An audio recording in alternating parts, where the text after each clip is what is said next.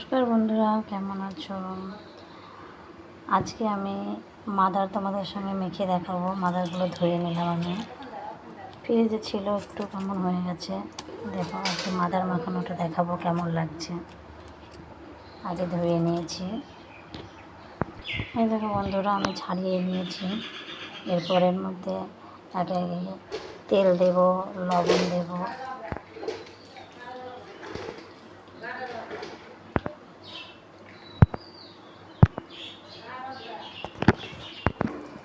এর মধ্যে একে একে আমি দেব।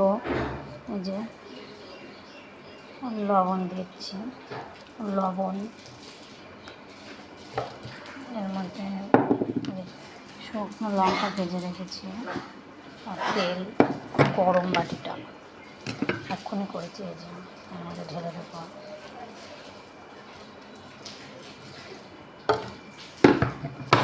এরপর আমি এটাকে মাখবো, আর কিছু লাগবে না।